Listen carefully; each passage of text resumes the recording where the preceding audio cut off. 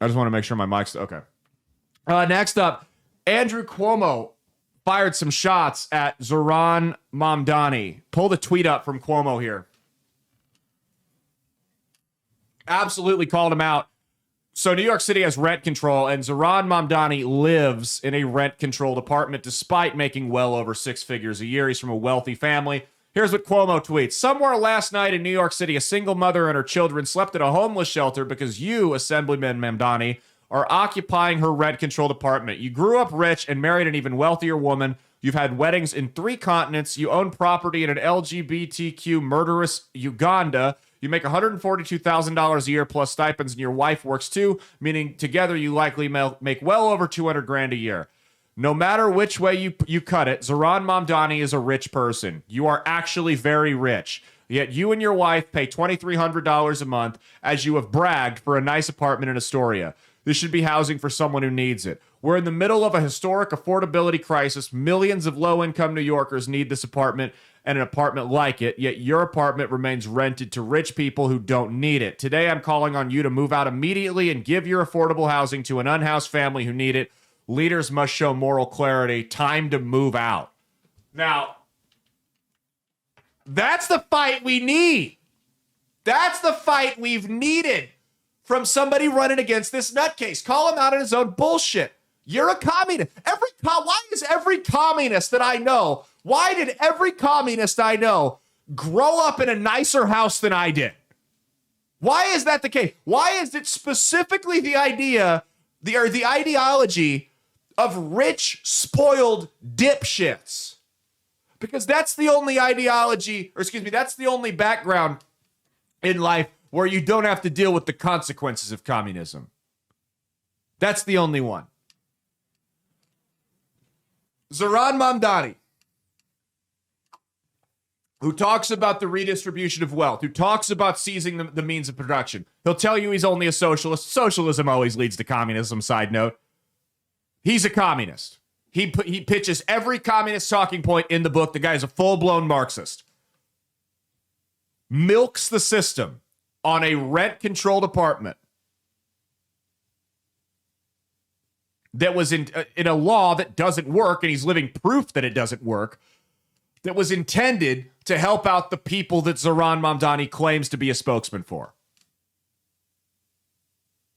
You're all about redistributing wealth. Your turn, buddy. So I'm looking up the apartments in Astoria. Yeah. They're so expensive. They're like $3,000. There's some that are like $2,500, but they're like shitty. Yeah.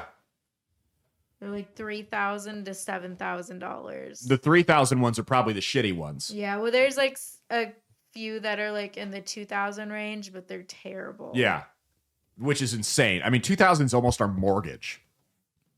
That's insane how expensive it is over there. And here's the thing with Mamdani is... Well, first off, pull up the Polymarket odds real quick. These are the Polymarket odds. He is an 82% favorite to win. Polymarket was spot on the money. They were against all the polls during 2024 and called the election for Donald Trump. He's an 82% favorite to win the mayoral race right now. Now, that tweet, we need that. You're good. You can take it down. We need that energy from Andrew Cuomo going forward, and we need Eric Adams to drop out. Adams can't win. Sliwa can't win. As much as it pains me to say it, the people of New York City need Andrew Cuomo. I don't feel like it's going to be enough, though. That should be a knockout tweet. That tweet didn't just have venom behind it. It had receipts. And that's why it's so dangerous. And that's the thing, is there's nothing Mamdani's saying that's revolutionary in the sense that it's new, that we haven't heard it before. His message isn't new. The audience is.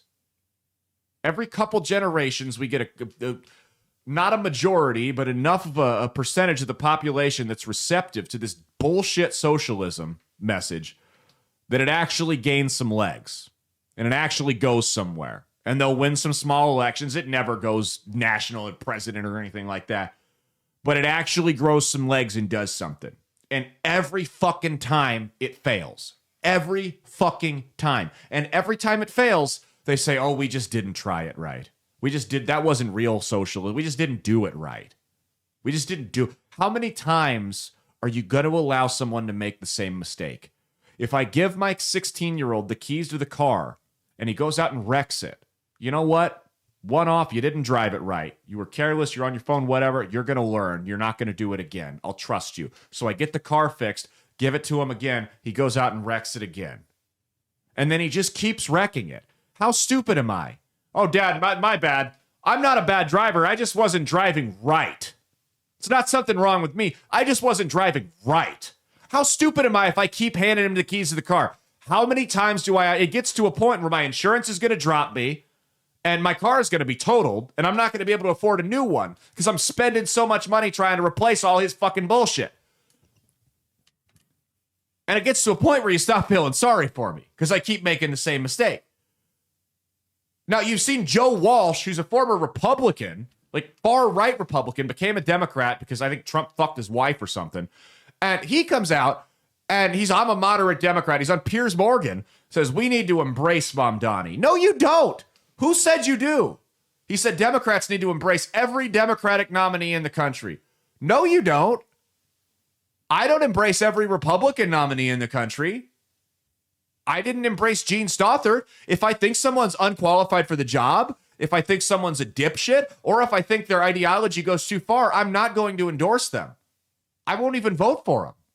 I won't hold my breath and vote for you if I really despise you as a person or a politician that much. Sometimes I'll mount a write-in campaign against you just because I can't stand you.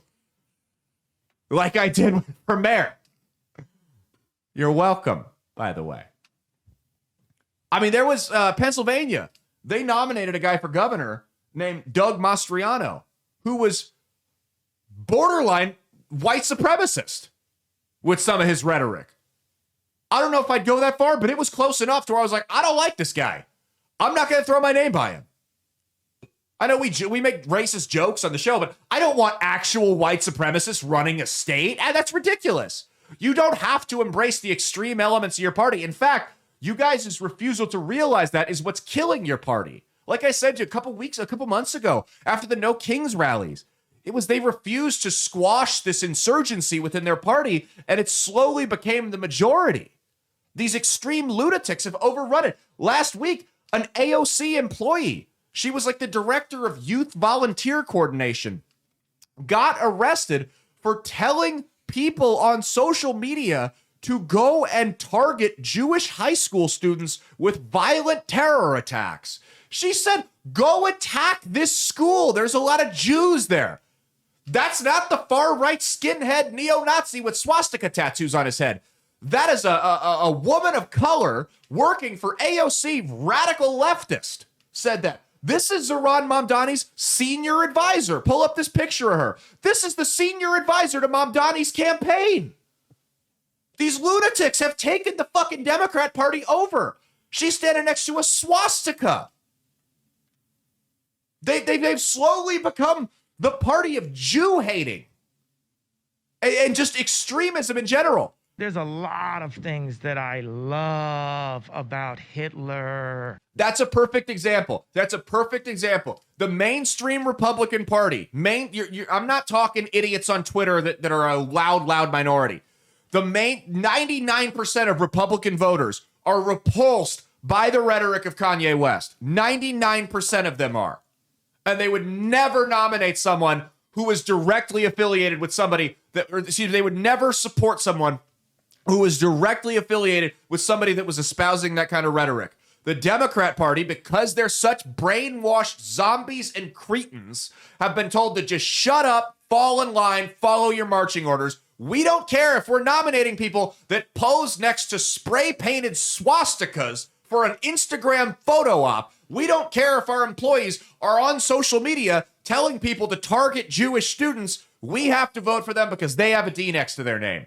I mean, that's the type of unhinged lunacy that these people espouse. Dave Chappelle tells a joke about transgenders, and we need to ruin his career. But our activists and our political advisors can be open fucking Nazis, and we're cool with it. We're fine with it. It's no big deal. It's no big deal. And that's the other thing that pisses me off.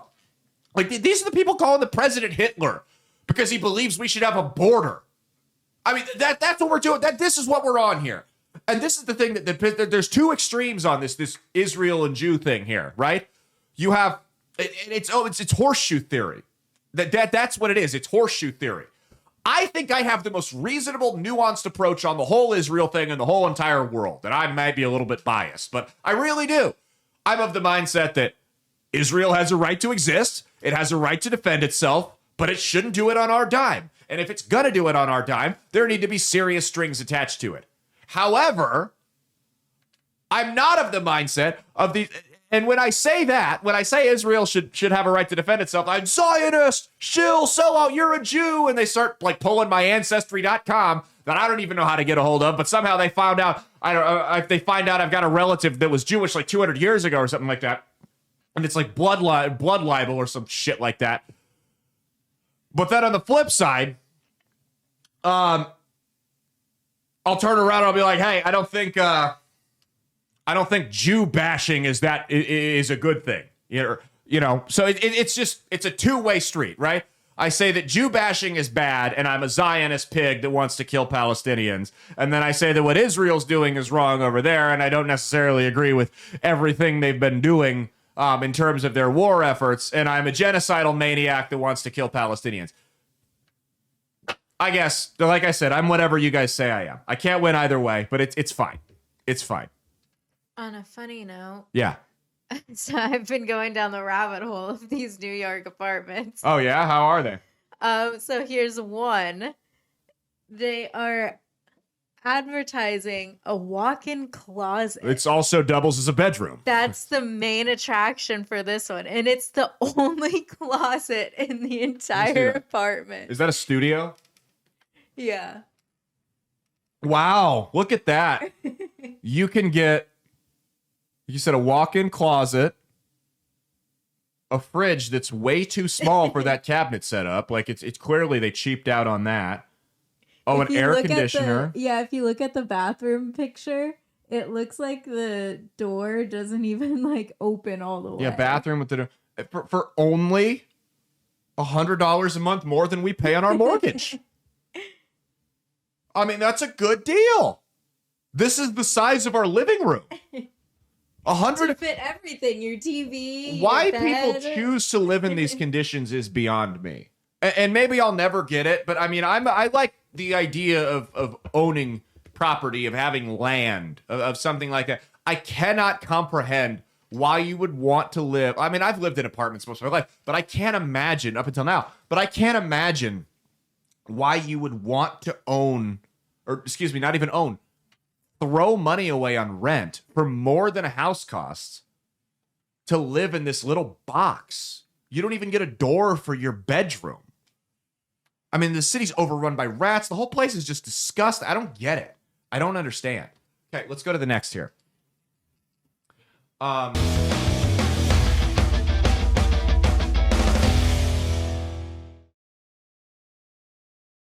Hey, thanks for watching. If you liked what you saw, be sure to click the link in the description to get the full episode on Rumble. If you prefer to listen along, you could actually get us on Spotify, Spreaker, and iHeartRadio. You can also go to www.outlawstreamers.com to learn more about not just my show, but tons of other great shows and all the exciting projects they have coming up. Follow my socials at Caleb Isn't Funny on Twitter and Instagram, at Caleb Salvatore Comedy on the Chinese Spy app that is TikTok, and be sure to like and subscribe to this YouTube channel. Thanks, and we'll see you every Saturday for brand new episodes of That's Based. Peace.